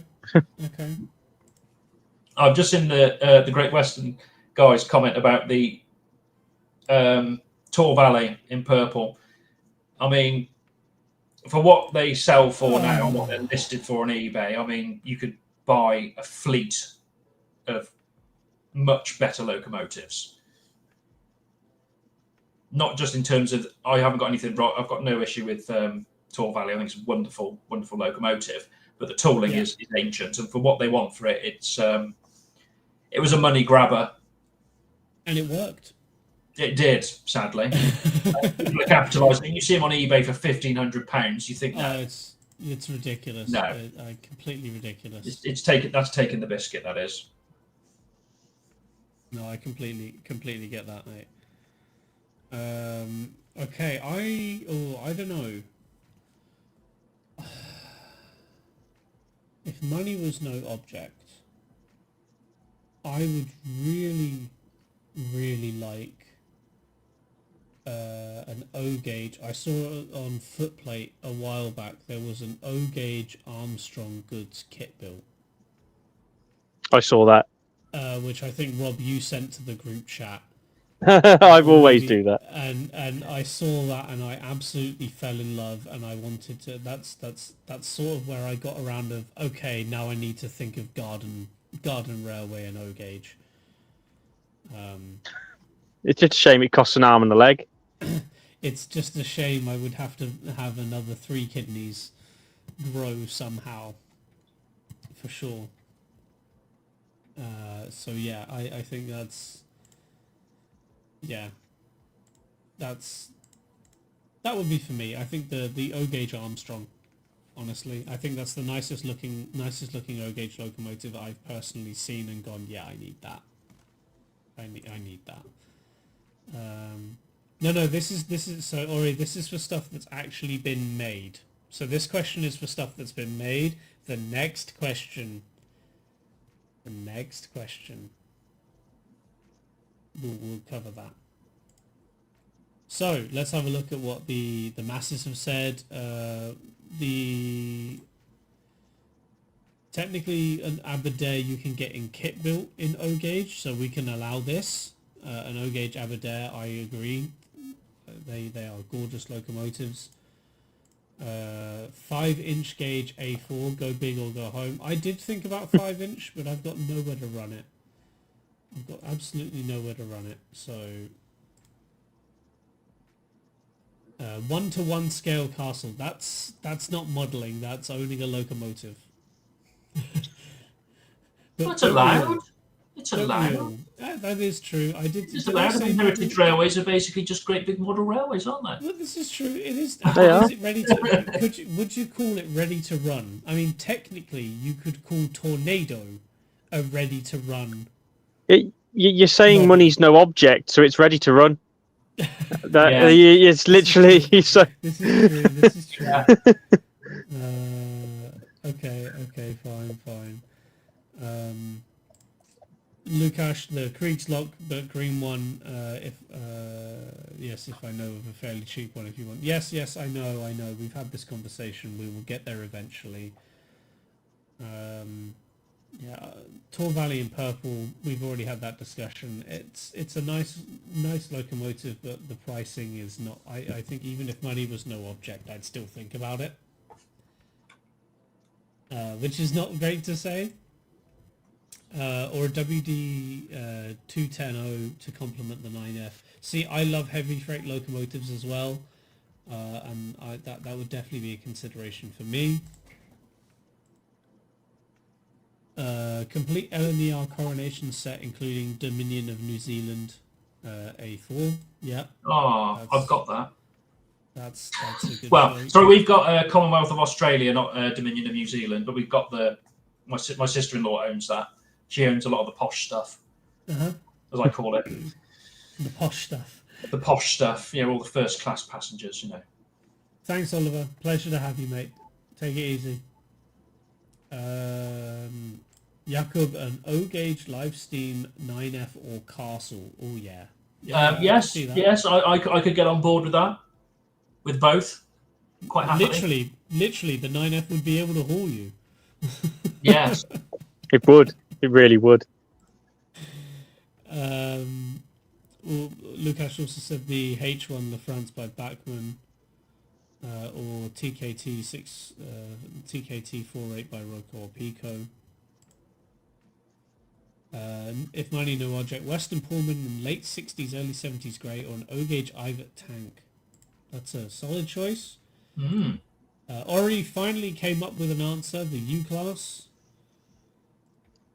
And then Phil came up with the O-gauge A3. And then I think last but not least, and I'm going to check this here. If money was no object, the ECT Black 5 requires space to be no object to. Well, if money is no object, I would expect space to be no object. Space would be no object if money is no object. There you are. So I think that's exactly what I would go for. Or any new DMU and double O gauge is always out of my budget. I mean, that's true for any DMU at the moment. I mean, it's just like you've got to take out a small mortgage. It's true for anything these days. It's horrible. Well, I think what they should do is now on multiple units, they should actually stick a warning sticker on there to say that your model railway may be at risk of repossession if you don't keep up repayments. Because they are so expensive now. I mean, I get it. I mean, they are brilliantly detailed. Yeah. But the days of walking into the model shop, I want that one. Yeah. You can still do that, but you either need Captain credit card to hand or you've got to be extremely wealthy. Yeah. No, I completely agree. But that's the economy these days. But we're going to steer clear of politics. Of course. We're going to move on to the last community question I have written down, and then we'll start ramping down a little bit. So, this is a little bit vaguer. You can have this as a locomotive, a wagon, a coach, anything like that. What one-to-one item not made in model form currently would you like to own?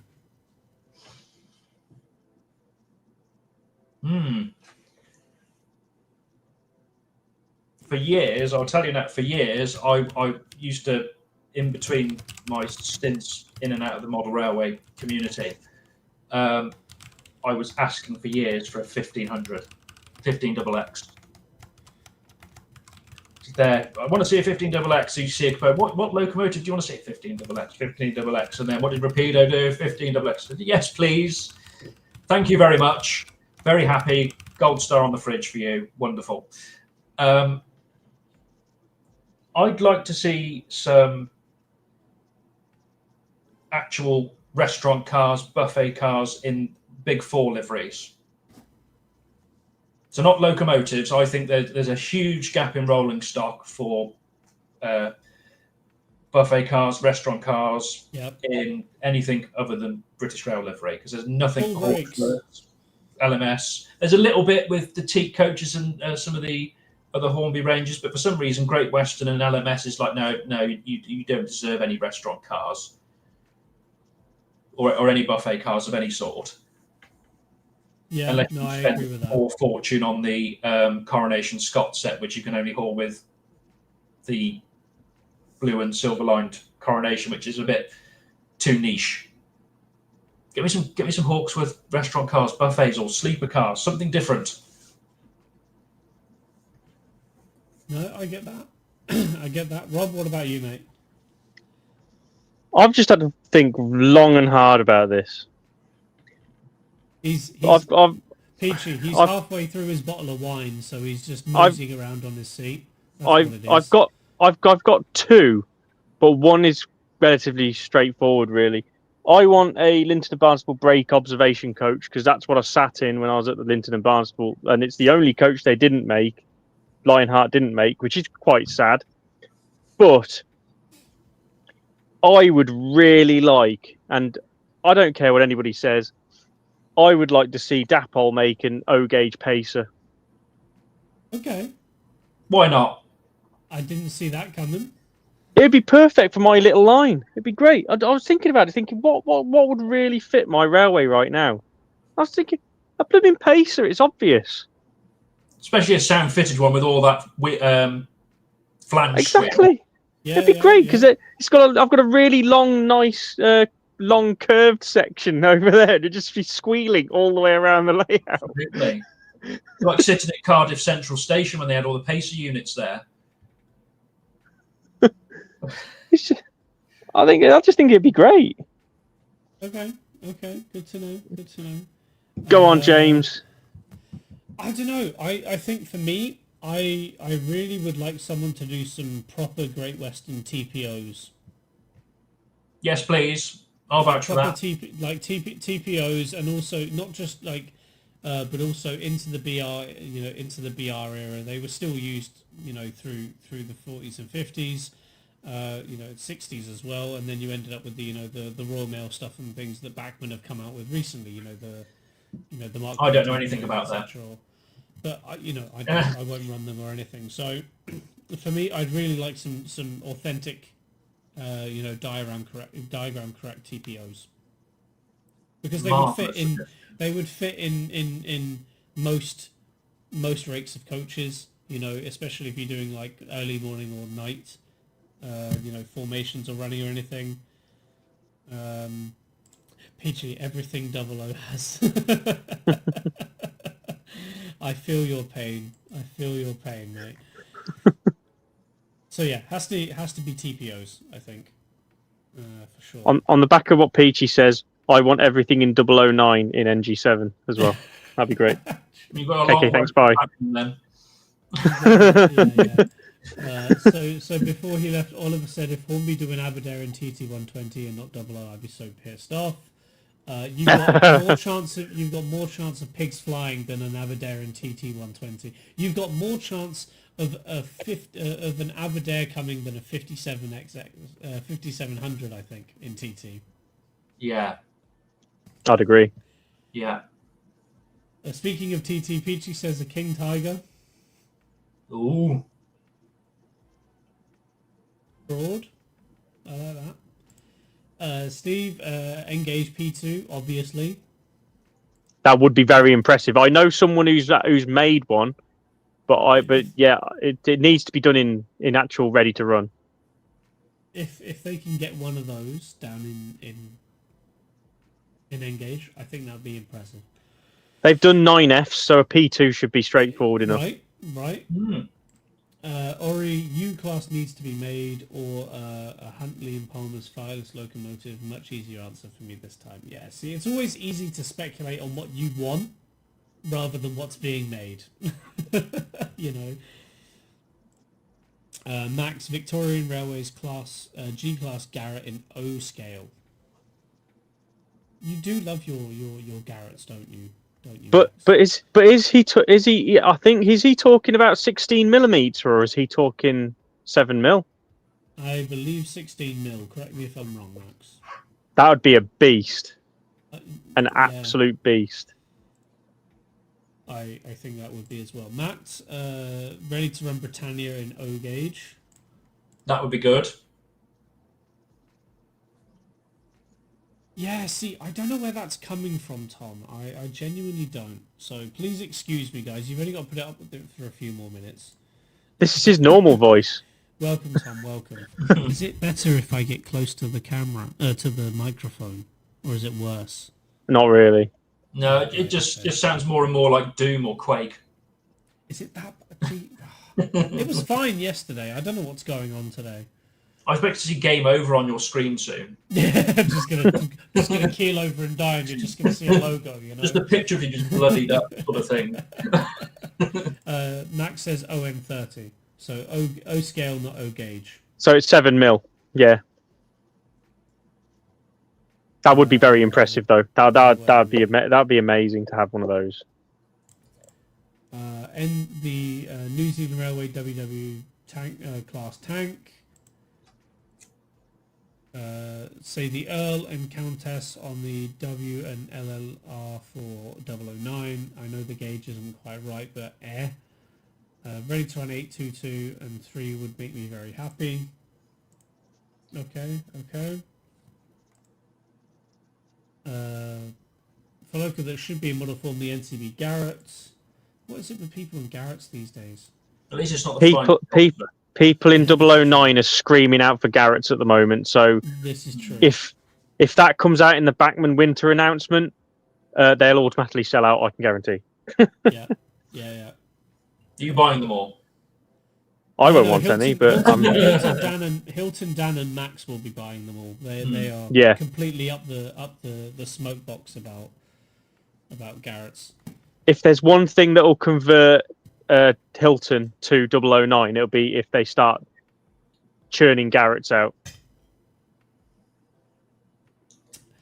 Well, we'll see how that goes. I bet you he's already thinking about dabbling in it, but we'll ask him when he I think he is.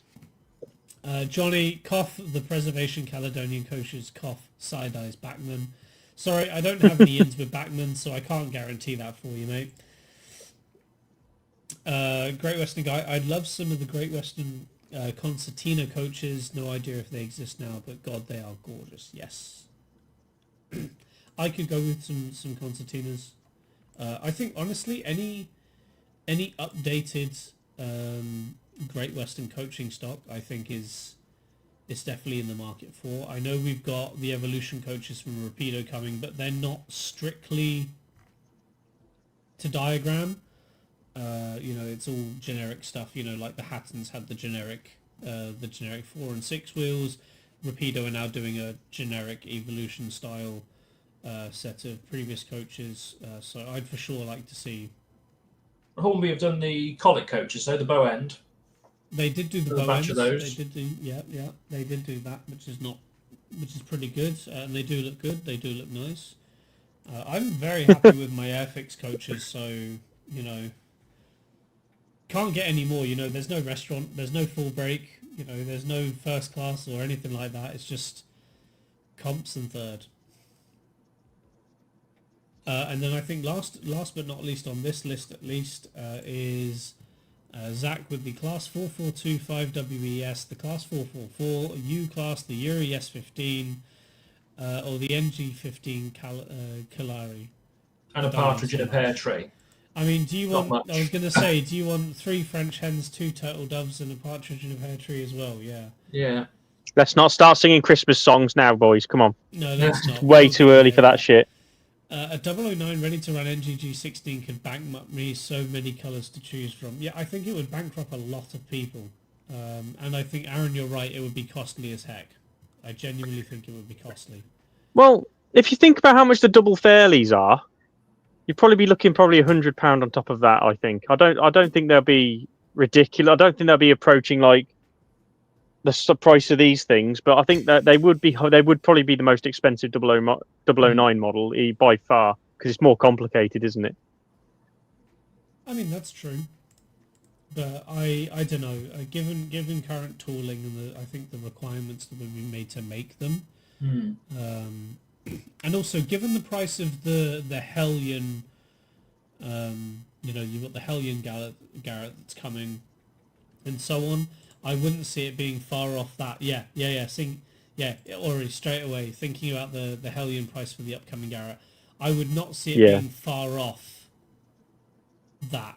Like I call it maybe 20-30 quid less honestly, because of the amount of interest, in intricacy in that.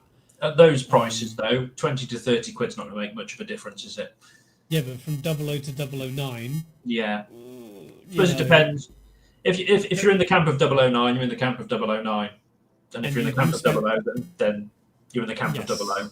Yeah, exactly. They could just go completely cheap and do like they used to make with the kit built 009 locos and just put it with tram skirts on the bogies.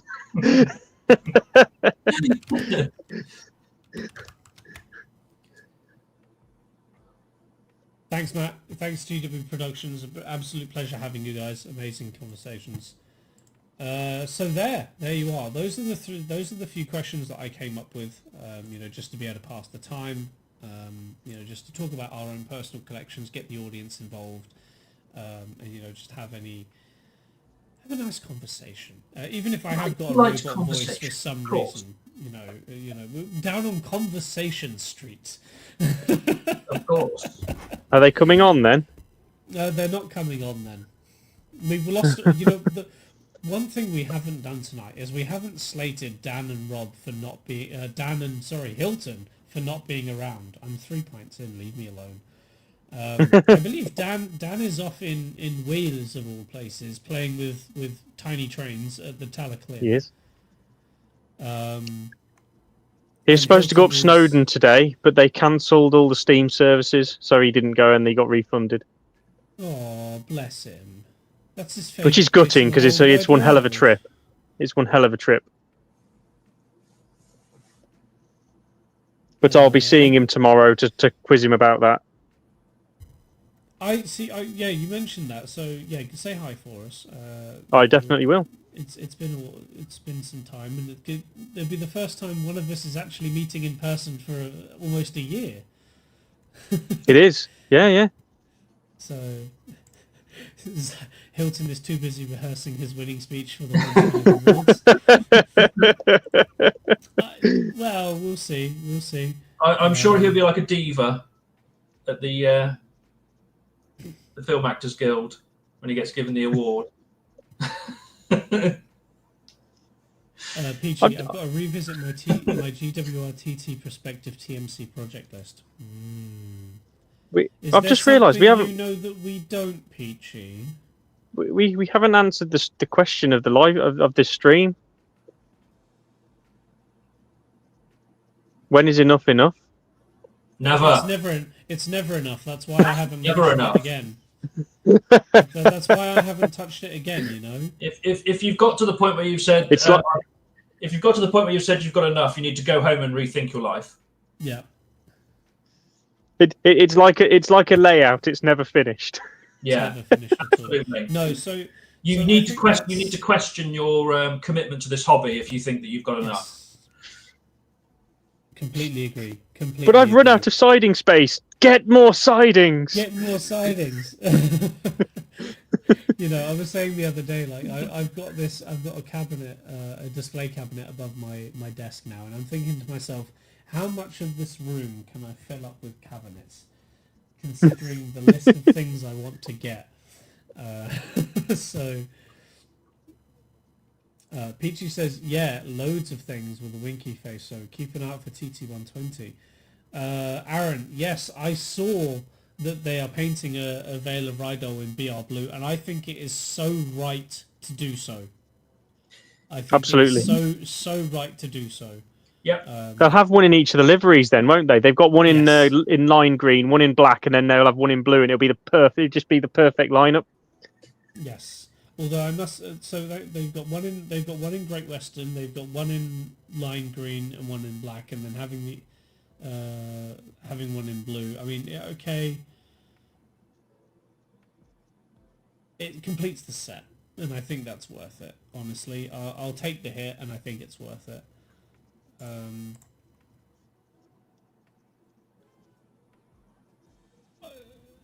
The reason for Hilton joining, yes, the reason Hilton would join would be for an NG16 or NGG16. I can't remember which one. But for me, I'm waiting for the Veil of Rydell.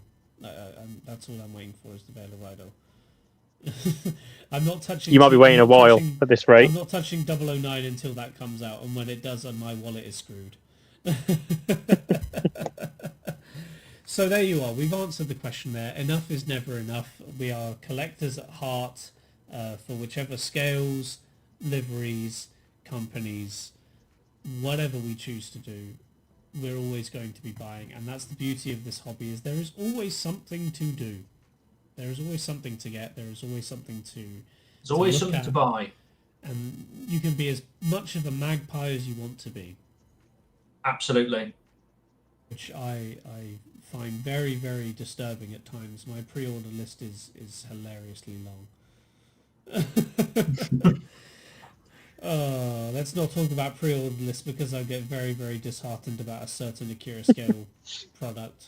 Yeah, we won't talk about that. No, we won't talk No. about that. It's not. It'd be really nice to have a pannier tank right about now, wouldn't it? We want merch. Well, you know what to do. We've already given our terms and agreements for merch. We want to make 500 sure that we hit subs. 500 subs, and at 500 subs, the store will be opened. So We what they're already have saying some- is basically what they're saying, chaps, is that you're letting the side down. Right, Steve. Have a good one.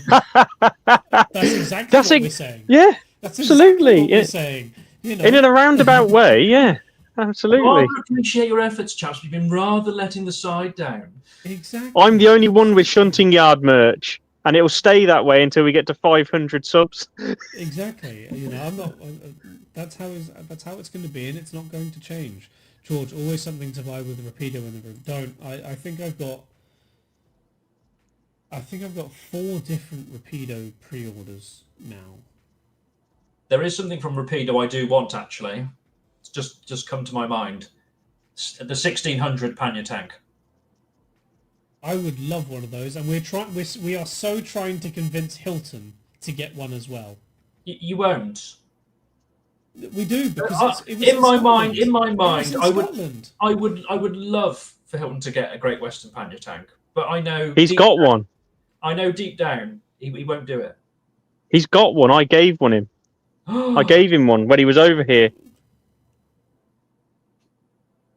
Was that a Rapido one? No, it's an old replica railways one, but it's in really, really good nick. Ooh. So I believe he's looking to DCC chip it eventually, but I don't know how far along that the overhaul queue that is in his line of that's the stuff to do. The bottom of the bucket. I think so, yeah. As long as he doesn't sell it.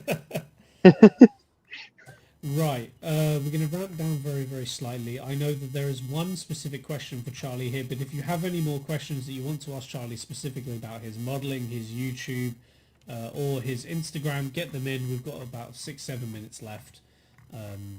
I've actually got a school run to do in the morning. Me too. We need to be out of here sharpish. Yeah, I can feel the wife's eyes in the back of my head. Charlie, how does it feel to officially be on the Shunting Yard instead of a half-hearted live stream? Hey, the Shunting Yard light was not half-hearted. It definitely wasn't half-hearted. We were getting. I mean, it was kind of half-hearted. No, we were getting into it. We were having a whale of a time. But okay, it was totally unprepared. It wasn't half-hearted. It was full-hearted, but it was totally unprepared. Yeah, absolutely. And sometimes those are the best streams when it just things go out the window. Well, going out the window is the best way to do things, isn't it? You know, this is half of what we do. This is today's stream. Is just we went, oh crap, we need to talk about something. Yeah. Quick, call Charlie. That was literally it. I'm not gonna lie, that was literally it. Max says, what is Charlie's most valuable model, either most expensive to buy what would be worth the most to others? I don't put a value on my models like that. Means more to me than money. Oh, okay. All of it means far, far, far more than money. That's what annoys me about this hobby, is that people will buy something and they will sell it for 10 times more than what they paid for it. Yeah. And to me, it's no. I went through the whole thing of losing all my models years ago and building up the collection that I've got now. it's not about what's the most valuable. Every one of them is equally as valuable, whether that's time that I've spent, like with the 8750, or the time I've spent modifying that, doing the CV settings, getting the sound how I want it, or all the other models that I've got as well, which some of them I've paid through the nose for. Some of them people would have gone, well, why have you paid that much for it? It doesn't have the certificate with it. I don't give a toss about the certificate. It's the model. The model that I want. I've got it. That's fine. Yeah, Max agrees. Good answer. But if you could only keep one, then if it came down to it and you could only keep one, he's amending his. Not going to happen. Ever. Come on, hypothetically. No, there's no hypotheticals here. It's never going to happen. Oh, there you are. Look at that. No. You heard it here first. Yeah, none of them are disappearing. You heard it here first. Well, good to know. Good to know. Yeah, I don't know. Collecting is a weird thing. You know, there are many he's gone very dark now. Your mic is proper giving up now, mate. Is it really giving up now? Yeah, it's got, mate. You're full on robot. Yeah. It's like literally a primary school kid playing a recorder at the minute. Is it seriously that bad? Yeah. Is it still that bad? Because if It is. Yeah. Okay. Let's wind this down. Come on. You sign it off there. I'll push the button. Shall I? Right. Just and on that bombshell, everybody, I'm going to end the stream here because obviously we've got technical issues. So, Charlie, can you tell me where people can find you, please? If you don't know where to find me, where have you been? I'm on Instagram as Hoosterton Model Railway. You'll occasionally see me post a couple of videos up on YouTube, and that's where you find me. Instagram or YouTube. Amazing. You can find James on YouTube and Instagram, and I believe also on Facebook as The Little Western. And you can find me on YouTube, Facebook, and Instagram as The Kiln Line. That's right. And now James is back. We have been the Shunting Yard, and thank you for joining us on this stream. And we look forward to seeing you all next week. It's been an absolute pleasure, everybody. Thank you very much. Thank you very much. Tatty Have a good bye. Bye bye. Bye.